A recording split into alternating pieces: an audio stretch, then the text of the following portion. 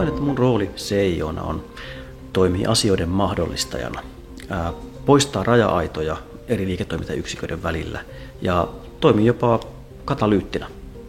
CEO:n rooli tulevaisuudessa niin se tulee varmasti muuttumaan. Mihin se tulee muuttumaan, niin sen kun tietäisi. Sen mä tiedän ainakin, että sellaisessa roolissa, missä mä tällä hetkellä olen, niin mä en usko, että sitä roolia enää on tulevaisuudessa. Teknologia muuttuu paljon helpommin ostettavaksi. Lainausmerkeissä kuka tahansa voi ostaa sitä tulevaisuudessa. Silloin tulevaisuuden CEO:n rooli on enemmänkin hyödyntää tätä teknologiaa ja luoda niitä mahdollisuuksia liiketoiminnalle sen avulla.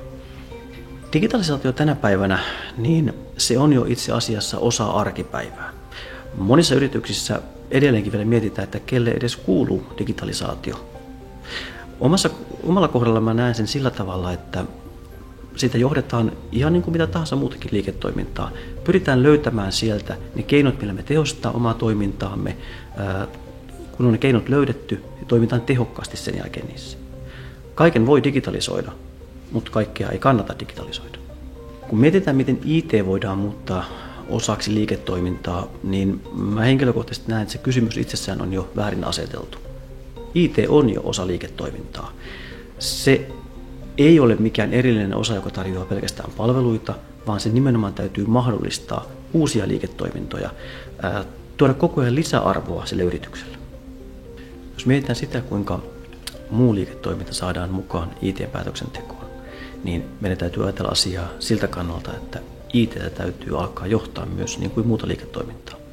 Meidän pitää pystyä koko ajan omalla toiminnallemme tuoda lisäarvoa yritykselle ja sille yrityksen muulle liiketoiminnalle. IT-osastoa ei tule johtaa niin kuin startup-yritystä, mutta IT-osastolla tulee toimia niin kuin startup-yrityksissä.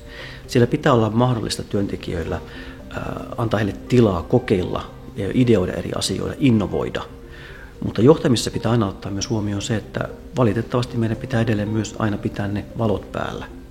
Kun miettii, mikä on vaikeinta omassa työssä, niin voisi ehkä vähän käristäen sanoa, että teknologia on aina helppoa. Kun otetaan mukaan siihen ihmiset, niin silloin siihen tulee aina vaikeuskerrointa. Kommunikointi on äärimmäisen vaikea taitolaji ja välillä tuntuu, että siinä tuskin koskaan onnistuu riittävästi. Ja ei pidä myöskään unohtaa aktiivista kuuntelua. Kun ajatellaan meidänkin organisaatiota, meillä on valtava määrä ihmisillä osaamista, tietoa, jota edelleenkään ei pystytä hyödyntämään riittävästi. Jos miettii, mitä on oppinut tässä niin kuin uran aikana, niin se listahan on lähes loputon ja se täydentyy jatkuvasti lisää. Mutta jokainen ihminen, jonka kanssa mä oon työskennellyt, on opettanut esimerkiksi johtamisesta mulle hyvin paljon. Ja yksi tämmöinen konkreettinen asia, mitä myös on oppinut, on se, että ihmisen ikä ei millään tavalla korreloi sitä hänen kykyään innovoida ja kehittää. Mulla on ollut mahtava tilaisuus työskennellä useiden tällaisten niin sanotusti yli 50 työntekijöiden kanssa.